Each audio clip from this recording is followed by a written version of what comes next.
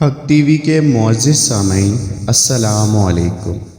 آپ سب کو ہمارے چینل میں بہت بہت خوش آمدید۔ امید ہے کہ آپ سب بخیر و عافیت ہوں گے۔ آج سے ہم ایک نئی سیریز کا آغاز کر رہے ہیں جو کہ بزرگان دین پر مبنی ہے۔ اس سیریز کا آغاز ہم حضرت شیخ عبدالقادر جیلانی رحمۃ اللہ علیہ سے کر رہے ہیں۔ ان کی تاریخ پیدائش 470 ہجری اور تاریخ وفات 561 ہجری ہے۔ ان کا مزار مبارک بغداد شریف میں ہے۔ ان کا تعلق وطن جیلان جو کہ ایران کا ایک صوبہ ہے۔ ان کا نام سید محی الدین، والد محترم سید ابو صالح رحمۃ اللہ علیہ، مادر گرامی ام الخیر فاطمہ رحمۃ اللہ علیہ، نجیب الطرفین سید، علوم زہر کے قافلہ سالار، قصر معرفت کے روشن ترین مینار، سکون جاں قرار دل، اولیاء کرام میں سب سے زیادہ محبوب و مشہور، مرکز احترام و ادب اور لقب غوث اعظم تھا۔ آپ کے کلام کی تاثیر کا یہ عالم تھا کہ حاضرین جوش جذبات میں گریباں چاک کر دیتے تھے اور مجلس سے بیک وقت کئی جنازے اٹھتے تھے۔ ایک دفعہ ایک نوجوان یاد الہی میں غرق ہو چکا تھا۔ یہاں آزاد ہوائیں نوجوان کو قلندرانہ پیغام دے رہی تھی کہ اپنے من میں ڈوب کر پا جا سراغ زندگی۔ نوجوان یاد الہی میں مشغول تھا کہ نوجوان کو شدت سے بھوک محسوس ہوئی۔ اس نے اپنی آنکھیں کھول کر چاروں طرف دیکھا مگر ہر طرف ایک ہو کا عالم تھا۔ سرمستی عشق اسے کہاں لے آئی؟ نوجوان نے ایک لمحے کے لیے یہ سوچا، پھر آسمان کی جانب نگاہ کی۔ پھر اچانک اس کی نظر دریا میں بہتے ہوئے ایک سیب پر پڑی۔ اس نے جھک کر اس سیب کو باہر نکالا اور کھا لیا اور اللہ پاک کا شکر ادا کیا۔ سیب کھانے کے بعد بھوک سے کسی حد تک نجات تو مل گئی، مگر کچھ دیر بعد ہی اس کے ذہن میں ایک اندیشے نے سر اٹھایا۔ یہ سیب کسی کی ملکیت تو نہیں تھا؟ اس خیال کے آتے ہی نوجوان پریشان ہو گیا اور اسی دوران ایک آواز آئی، کیا تو نے سیب کے مالک سے اسے کھانے کی اجازت مانگی تھی؟ نوجوان نے گھبرا کر اس طرف دیکھا جدھر سے آواز آئی تھی، مگر وہاں کوئی موجود نہیں تھا۔ کچھ دیر بعد نوجوان کو معلوم ہوا کہ یہ آواز اس کے اپنے ضمیر کی ہے اور یہ بات اس سے برداشت نہ ہو سکی اور وہ بے اختیار دریا کی اس سمت میں روانہ ہو گیا جدھر سے سیب بہہ کر آیا تھا۔ نوجوان باغ کے مالک سے مل کر اپنی اس بددیانتی کی معافی مانگنا چاہتا ہے۔ اسی اثنا میں سے ایک سیب کا باغ دکھائی دیتا ہے۔ نوجوان باغ میں جا کر وہاں پر موجود ایک مزدور سے باغ کے مالک سے ملنے کی خواہش کرتا ہے۔ کچھ دیر بعد باغ کا مالک آتا ہے جو کہ ایک عمر رسیدہ شخص تھا اور باغ کا مالک کہتا ہے، کیسے آئے نوجوان؟ مجھ سے کوئی کام ہے؟ نوجوان باغ کے مالک سے کہتا ہے، مجھے ایک سیب پانی میں بہتا نظر آیا۔ مجھے اس وقت شدت کی بھوک محسوس ہو رہی تھی نتیجتاً میں نے سیب اٹھا کر کھا لیا، مگر اب میں اپنے ضمیر پر ایک ناقابل برداشت بوجھ محسوس کر رہا ہوں۔ باغ کا مالک نوجوان کی طرف حیرت سے دیکھتا ہے اور پھر کہتا ہے، تو اب تم کیا چاہتے ہو؟ نوجوان کہتا ہے، میں اپائج نہیں ہوں، ورنہ آپ سے اپنی اس غلطی کی معافی مانگ لیتا۔ نوجوان کہتا ہے، میں جانتا ہوں کہ مجھ میں ایک سیب کی قیمت ادا کرنے کی صلاحیت موجود ہے، مگر چونکہ میں نے انجانے میں ایک جرم کیا ہے، اس لیے اب سیب کی قیمت بازار کے مطابق نہیں ہوگی، بلکہ جو کچھ آپ طے کریں گے وہی قیمت اصلی قیمت ہوگی۔ اس کے بعد خدا کے یہاں میرے ذمے آپ کا کوئی حساب باقی نہیں رہے گا۔ باغ کے مالک نے نوجوان کی طرف دیکھا اور کہنے لگا، نوجوان، میرا تمہارا حساب برابر ہونے کی 2 شرطیں ہیں۔ پہلی شرط یہ ہے کہ تم 1 ماہ تک مسلسل میرے باغ کے درختوں کو پانی دو گے،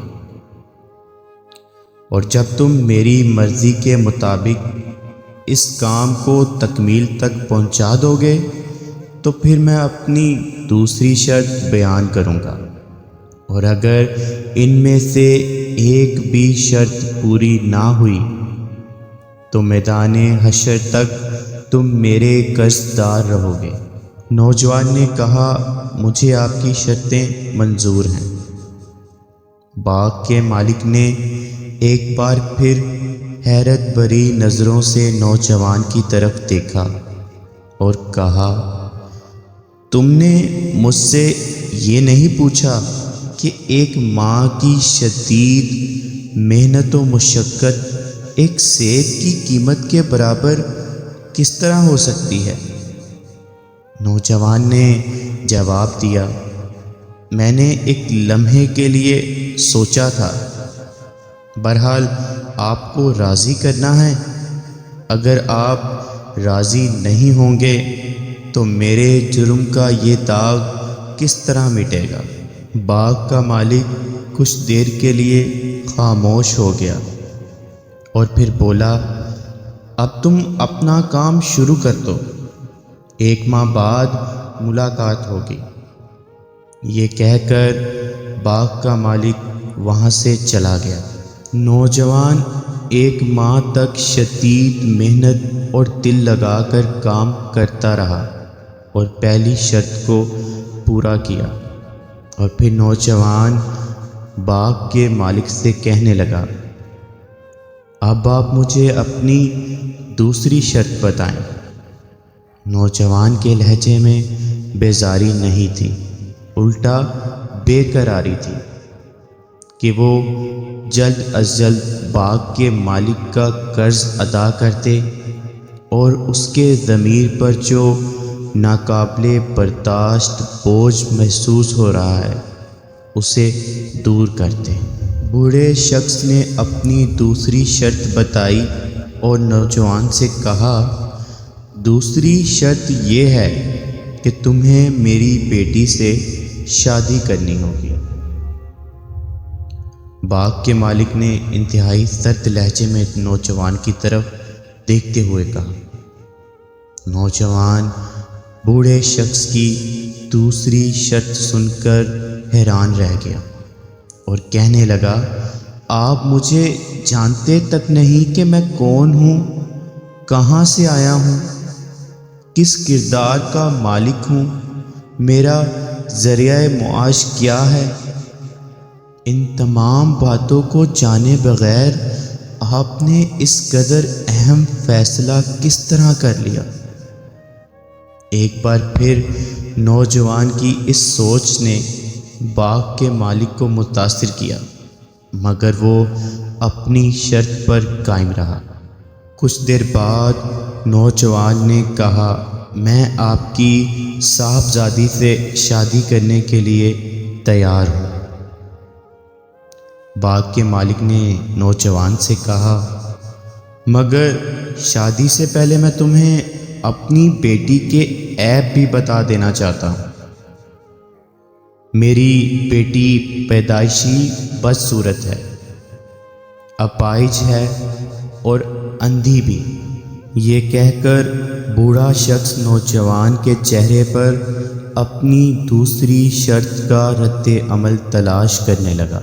نوجوان نے آسمان کی جانب دیکھا اور کہا، اے رب ذوالجلال، آزمائش کے اس رستے میں میرے لڑکھڑاتے ہوئے قدموں کو استقامت دے۔ میں صرف تیری رضا چاہتا ہوں، تو مجھے میرے نفس کے حوالے نہ کر۔ آسمان سے نوجوان کی دعا کا کیا جواب آیا، یہ انسان کی ظاہری آنکھ نہ دیکھ سکی، مگر نوجوان کے چہرے پر سکون آ گیا۔ شادی کے بعد نوجوان جب پہلی بار اپنی بیوی کو دیکھتا ہے تو گھبرا جاتا ہے۔ اس کی حیرت کی انتہا نہیں رہتی، کیونکہ باغ کے مالک نے جو اپنی بیٹی کا حلیہ بتایا تھا، اس کی بیوی اس سے بالکل مختلف تھی۔ نوجوان گھبرا کر اس بوڑھے شخص کے پاس جاتا ہے اور کہتا ہے، آپ نے اپنی دوسری شرط میں اپنی بیٹی کا جو حلیہ بیان کیا تھا، میری بیوی اس کے بالکل برعکس ہے۔ وہ بوڑھا شخص نوجوان کی طرف مسکرا کر دیکھتا ہے اور کہتا ہے، اے میرے نیک بچے، وہ تیری ہی بیوی ہے۔ خالق کائنات نے تجھے اس سخت آزمائش میں ثابت قدم رکھا، اور اللہ صبر کرنے والوں کو ایسے ہی انعامات سے نوازتا ہے۔ نوجوان بوڑھے شخص کو کہتا ہے کہ آپ کو غلط بیانی سے کام نہیں لینا چاہیے تھا۔ آپ نے مجھ سے جھوٹ کیوں بولا؟ تو باغ کا مالک نوجوان کو جواب دیتا ہے، فرزند، میں نے تم سے ہرگز جھوٹ نہیں بولا۔ اپنی بیٹی کے بارے میں جو کچھ کہا وہ حرف بحرف سچ ہے۔ باغ کا مالک مسکراتا ہے اور پھر نوجوان سے کہتا ہے، میں نے کہا تھا کہ میری بیٹی بدصورت ہے۔ تم عنقریب دیکھ لو گے کہ تمہاری بیوی کے چہرے پر دنیا داری کی چمک نہیں ہے۔ ایسی لڑکیاں اس معاشرے میں بدصورت ہی کہلاتی ہیں، جو اپنی شخصیت کو دنیا کے رنگوں اور لباسوں سے آراستہ نہیں کر سکتی۔ میں نے کہا تھا کہ میری بیٹی اندھی بھی ہے۔ اس کا مفہوم یہ ہے کہ میں نے اسلامی طرز معاشرت کے مطابق اس کی پرورش کی ہے۔ وہ اب تک کسی نامحرم کے سامنے نہیں آئی اور نہ آئندہ کبھی کسی نامحرم کے سامنے آئے گی۔ اس کی آنکھیں ایسے ہی بے نور رہیں گی۔ وہ اپائش بھی ہے کہ اس کے قدم آج تک کفر و گناہ کے کوچے تک نہیں گئے۔ اب تم یہ بتاؤ کہ میں نے کیا غلط کہا تھا؟ اپنے سسر کی بات سن کر نوجوان حیرت زدہ رہ گیا۔ پھر وہ اپنے کمرے کی طرف چلا گیا، جہاں ایک پاک باز دوشیزہ اپنے شوہر کا انتظار کر رہی تھی۔ باغ کے یہ مالک مشہور صوفی بزرگ حضرت سید عبداللہ سومی رحمۃ اللہ علیہ ہیں، اور وہ نوجوان حضرت شیخ عبد القادر جیلانی رحمۃ اللہ علیہ کے والد محترم سید ابو صالح رحمۃ اللہ علیہ ہیں۔ حق ٹی وی کے معزز سامعین، آج کی یہ ایپیسوڈ آپ کو پسند آئے تو ویڈیو کو لائک اور شیئر کر دیں اور چینل کو سبسکرائب کر کے بیل آئیکن کا بٹن بھی دبا دیں۔ تو ملتے ہیں آگے نیکسٹ ایپیسوڈ کے ساتھ، تب تک کے لیے اپنا خیال رکھیں، دعاؤں میں یاد رکھیے گا۔ اللہ حافظ۔